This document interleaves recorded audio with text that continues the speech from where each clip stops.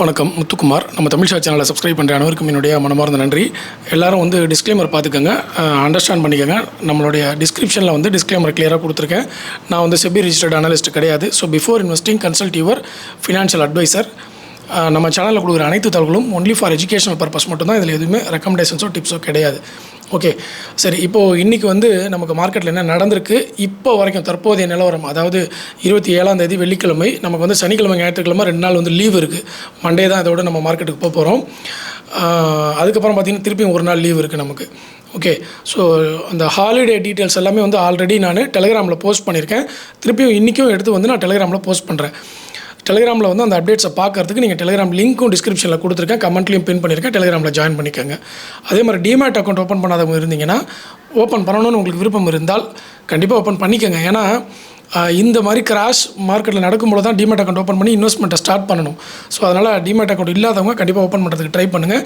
என்னுடைய referral link வந்து டிஸ்கிரிப்ஷனில் கொடுத்துருக்கேன். ஓகேவா, அதை ப்ரெஸ் பண்ணி நீங்கள் வந்து டிமேட் அக்கௌண்ட் ஓப்பன் பண்ணிக்கலாம். ஆனால் இமீடியட்டாக வந்து டாக்குமெண்ட்டை அப்லோட் பண்ண ஆரம்பிங்க. ஏதாவது டவுட் இருந்தால் எனக்கு வந்து மெயில் பண்ணுங்கள், நான் ஹெல்ப் பண்ணுறேன்.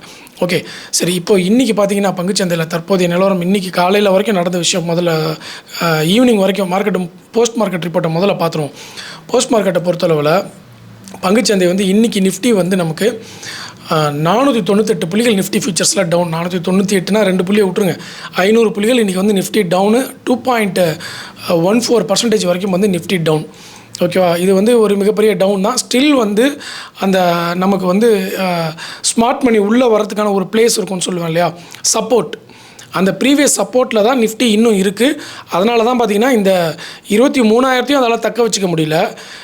23,000 கீழே தாண்டி அந்த 22,700 புள்ளிகளையும் தாண்டி வந்து கீழே போக முடியல. அந்த ஸ்மார்ட் மணியோடைய எண்டு பார்த்திங்கன்னா 21,800 வந்து ஸ்மார்ட் மணியோட என்ட்ரி வந்து அது வரைக்கும் வரலாம் அப்படின்னு சொல்லப்பட்டிருக்கு. ஓகே, ஏன்னா ப்ரீவியஸ் சப்போர்ட் பார்த்திங்கன்னா 21,858 ப்ரீவியஸ் சப்போர்ட் கிளியராக இருக்குது.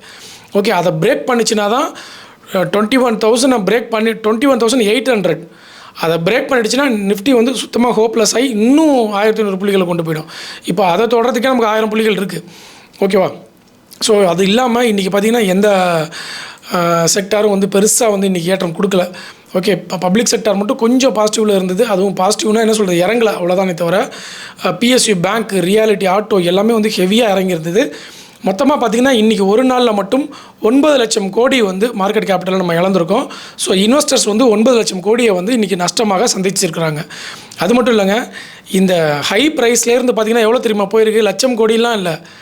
நான் கால்குலேட் நானே உங்களுக்கு சொல்லியிருக்கேன். மார்க்கெட் வந்து இப்போ $5.3 trillion வந்து மார்க்கெட் கேபிட்டல் இருக்குன்னு நம்ம டிஸ்பிளே பண்ணியிருக்கோம்.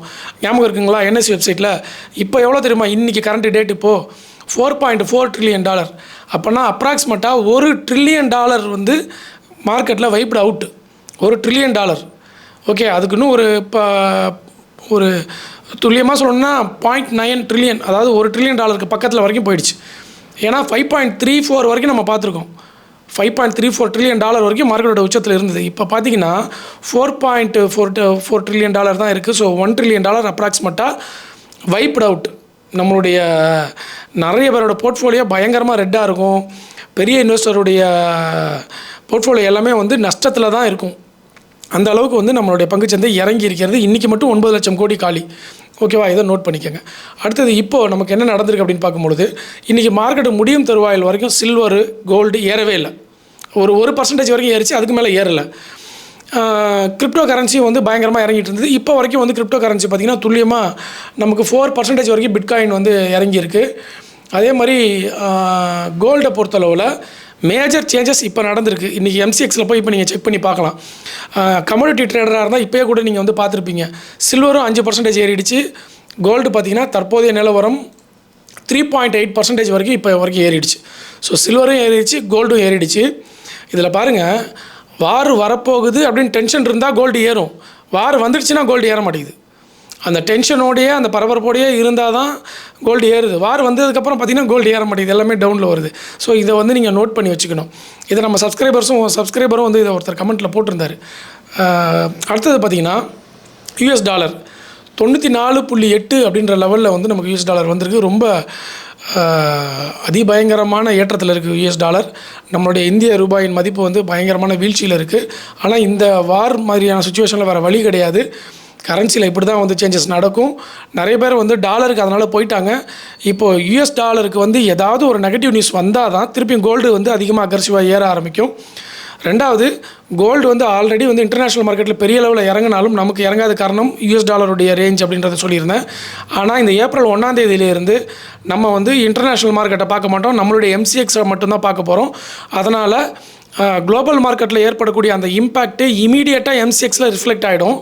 ஸோ அப்போ எம்சிஎக்ஸோடைய டேட்டாவை பார்த்து தான் நம்ம இனிமேல் ஏப்ரல் 1ஆம் தேதியிலேருந்து நம்ம வந்து கமாடிட்டிக்கு ட்ரேட் பண்ணணும். இதை முக்கியமான டேட்டா, இதை நோட் பண்ணிக்கோங்க.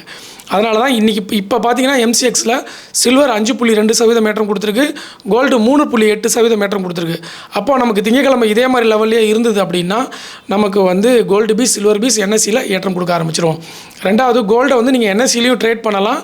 என்எஸ்சி வெப்சைட்டில் ஜஸ்ட்டு நீங்கள் NSE-website.comல உள்ளே போங்க. உங்களுக்கு வந்து ஃபஸ்ட்டு பேஜ்லேயே வந்து அது அட்வர்டைஸ்மெண்ட் மாதிரி கொடுத்துருவாங்க. கோல்டை வந்து 10 கிராம் வந்து நீங்கள் என்எஸ்சி வெப்சைட்லேயே வாங்கலாம். எம்சிஎக்ஸில் போய் தனியாக நீங்கள் போய் வாங்கணும்னு அவசியம் இல்லாமல் என்எஸ்சிலேயே வாங்கலாம்.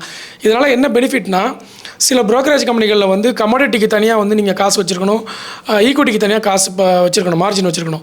இப்போ இந்த மாதிரி என்எஸ்சிலேயே வரும்பொழுது எம்சிஎக்ஸுக்கான தனியான ஒரு மார்ஜின் இல்லாமல் நீங்கள் வந்து இதிலேயே கூட ட்ரேட் பண்ணுறதுக்கான வாய்ப்பு வரும் அப்படின்னு நான் எதிர்பார்க்குறேன். ஏப்ரல் 1ஆம் தேதியிலேருந்து அதுக்காக நான் வெயிட் பண்ணிகிட்ருக்கேன். சரி, அடுத்தது வந்து நமக்கு வாரை பொறுத்தளவில் ஏப்ரல் 7ஆம் தேதி வரைக்கும் டைம் கொடுத்துருக்காரு ட்ரம்ப். ஆல்ரெடி வந்து இன்றைக்கி ஒரு நாள் முடிஞ்சு போச்சு, 2 நாள் வந்து லீவ்லேயே போயிடும், என்ன நடக்க போகுதுன்னு தெரியல. ஓகேவா? ஸோ மண்டே தான் நம்ம பார்க்க போகிறோம். திருப்பி அடுத்த வாரம் ஒரு நாள் லீவ் இருக்குது, அடுத்த வாரம் 2 நாள் லீவ் இருக்குது. கேர்ஃபுல்லாக இருங்க ப்ளே பண்ணும்பொழுது மார்க்கெட்டில். ஏன்னா லீவு வருது, அதை மறந்துடாதீங்க. ஓகேவா? அதுக்கப்புறம் பார்த்திங்கன்னா இந்த ஏப்ரல் 7ஆம் தேதி வரைக்கும் அவர் அந்த எனர்ஜியை வந்து நாங்கள் அட்டாக் பண்ண மாட்டோம், அது வரைக்கும் ஹோல்டிங்கில் வச்சுருக்கோம்னு சொல்லியிருக்கிறது வந்து ஒரு மிரட்டல் விடுக்கிற மாதிரி தான் இருக்குது. இதுக்கு ஈரான் வந்து சரியான ஆன்சர் கொடுக்குற மாதிரி தெரியல. ஈரான் வந்து இதை பணிஞ்சு போகிற மாதிரி தெரியல. அவங்களும் தொடர்ந்து வந்து கல்ஃபில் அட்டாக் பண்ணிக்கிட்டே தான் இருக்காங்க. இப்போ வந்து உக்ரைன் வந்து சவுதி அரேபியாவுக்கு மட்டும் வந்து ஹெல்ப் பண்ணியிருக்கிறாங்க ஈரானுடைய ட்ரோனை வந்து பிளாக் பண்ணுறதுக்கு. ஸோ இப்போ உக்ரைனும் சவுதியும் வந்து ஒரு கை கோர்க்கிறார்கள் அப்படின்றத பாருங்கள். ஒரு செயின் லிங்க் மாதிரி அப்படியே ஒவ்வொருத்தங்களாக ஜாயின் ஆகிக்கிட்டே வருவாங்க. ஓகேவா? ஏன்னா ரஷ்யாவுக்கும் உக்ரைனுக்கும் ஆகாது. ரஷ்யா வந்து ஈரானுக்கு ஹெல்ப் பண்ணுது, உக்ரைன் வந்து சவுதிக்கு ஹெல்ப் பண்ணுது. ஓகேவா? ஸோ இதை வந்து நீங்கள் நோட் பண்ணிக்கணும். டீம் சேருறாங்க, டீம் அப்படியே ஃபார்ம் ஆகுது, அதை வந்து நீங்கள் கவனிக்கணும் இன்டெரக்டாக. ஸோ அது இல்லாமல் இப்போ வந்து நம்ம பார்க்க போகிற இன்னொரு விஷயம் என்னென்னா, நிஃப்டியை பொறுத்தவரை 23,000 வந்து தக்க வச்சுக்கலாம் அப்படின்றத பார்த்துட்டோம். அடுத்தது பார்த்திங்கன்னா பிவட் பாயிண்ட் சப்போர்ட் அப்படின்னு எடுத்துக்கிட்டிங்கன்னா, நிஃப்டியை பொறுத்தவரை ஆல்ரெடி S1 வந்து டச் பண்ணியாச்சு, S1 வந்து பிரேக்கும் பண்ணியாச்சு. கிட்டத்தட்ட 2020க்கு அப்புறம் கோவிட் கிராஷ் வந்துச்சுல்ல, அதுக்கப்புறம் இப்போ தான் வந்து எத்தனை வருஷம், 6 வருஷத்துக்கு அப்புறம் முதல் முறையாக நிஃப்டி வந்து சப்போர்ட்டை வந்து பிரேக் பண்ணியிருக்கு, பிவட் பாயிண்ட்டோட சப்போர்ட்டை வந்து பிரேக் பண்ணியிருக்கு. அதுவும் இந்த வாரம் க்ளோஸ் ஆகிடுச்சு அப்படின்னா பிவட் பாயிண்டில் S1 க்ளோஸ் பண்ண 6 வருஷத்துக்கு அப்புறம் இப்போ தான் கோவிடோடைய கிராஷை திருப்பியும் இது வந்து அப்படியே ஹிஸ்ட்ரி டேட்டா பிரிண்ட் பண்ணுது. அதனால் ஃபஸ்ட்டு வீக்கில் 7ஆம் தேதி கிட்ட ஒரு பெரிய கிராஷ் வந்துச்சு அப்படின்னா மார்க்கெட்டுக்கு வந்து நமக்கு ஒரு ஆப்பர்ச்சுனிட்டி கிடைக்கும் அந்த 2வது வாரத்துலேருந்து. ஓகே, அதனால் ஃபண்டை வச்சுக்கிட்டு ரெடியாக இருக்கணும். இன்றைக்கி வந்து நிறைய பேர் கமெண்ட் பதிவு பண்ணியிருக்காங்க, ரொம்ப ஹெல்ப்ஃபுல்லாக இருந்தது. நிறைய பேர் வந்து போர்ட்ஃபோலியோ எப்படி ஹேண்டில் பண்ணியிருக்காங்கன்றத கமெண்ட்டில் தெளிவாக போட்டிருக்காங்க. தயவுசெய்து புதுசாக வந்தவங்க எல்லோரும் கமெண்ட்டை போய் படிங்க. கமெண்ட் பண்ணுறவங்களில் பெரும்பாலும் வந்து எக்ஸ்பீரியன்ஸ் ட்ரேடர்ஸ்லாம் கமெண்ட் போடுவாங்க, எக்ஸ்பீரியன்ஸ் இன்வெஸ்டர்ஸ் கமெண்ட் போடுவாங்க. கமெண்ட்லேயே வந்து நீங்கள் நிறைய விஷயம் கற்றுக்கலாம். ஓகே, அப்படி இருக்கும்பொழுது கமெண்ட்டை படிக்காமல் விட்றாதீங்க. அதனால தான் நான் எல்லாரையும் கமெண்ட்டை பதிவு பண்ணுங்கன்னு சொல்கிறேன். ஓகே, இன்றைக்கெலாம் ஒருத்தர் போட்டிருந்தார் 27 லட்சம் எனக்கு லாஸ்ட்டில் இருக்குது, ஸ்டில் போர்ட்ஃபோலியோ வந்து ஹோல்டிங்கில் வச்சுருக்காரு. இன்னும் ஒரு சில பேர் வந்து 5 குவான்டிட்டி 3 குவான்டிட்டின்னு பையிங்கில் இருக்காங்க. ஒரு சிலர் வந்து ஃபுல்லாக வைப் அவுட் பண்ணிவிட்டு நான் வெயிட் பண்ணிட்டு இருக்கேன் சார் அப்படின்னு சொல்லியிருக்காங்க. ஸோ இதெல்லாம் வந்து ஒவ்வொருத்தவங்க எப்படி மார்க்கெட்டை ஹேண்டில் பண்ணுறாங்கன்ற விஷயத்தை வந்து நீங்கள் கற்றுக்க முடியும். ஏன்னா ஆஸ் யூடியூபராக எங்களுக்கு எல்லாமே தெரியுன்றதெல்லாம் அர்த்தம் கிடையாது. எங்களுக்கும் உங்களை மாதிரி கொஞ்சம் தான் தெரியும். ஓகேவா? நான் உங்களோட டைம் வந்து எக்ஸ்ட்ராவாக ஸ்பெண்ட் பண்ணுறேன், நிறைய டேட்டா கலெக்ட் பண்ணிக்கிறேன், அவ்வளோதான். மற்றபடி நாங்களும் உங்களை மாதிரி தான். அதனால் கமெண்ட்ஸையும் படிங்க, இன்னும் நிறைய லேர்ன் பண்ணிக்கோங்க. ஸோ இப்போ இந்த வீடியோவில் என்னென்ன பார்த்துருக்கோம், கோல்டு சில்வர் 5% சில்வர் ஏறி இருக்குது, கோல்டு 3.8% ஏறி இருக்குது. இது ஹைலைட்டடான விஷயம். அடுத்தது வந்து நிஃப்டியில் வந்து இன்றைக்கி 9 லட்சம் கோடி இன்றைக்கி ஒரே நல்ல காலி. மொத்தமாக நிஃப்டி ஹையிலேருந்து பார்க்கும்பொழுது 1 ட்ரில்லியன் அப்ராக்சிமேட்டாக வந்து காலி, 1 ட்ரில்லியன் என்எஸ்சியில் மட்டும் சொல்கிறேன். ஓகேவா? ஸோ அவ்வளோ மார்க்கெட் கேபிட்டல் வந்து வைப்ட் அவுட் ஆகிருக்கு, அதையும் நோட் பண்ணிக்கணும். அதுக்கப்புறம் வந்து வாருக்கு வந்து 7ஆம் தேதி வரைக்கும் டைம் கெடு கொடுத்துருக்காரு ட்ரம்ப்.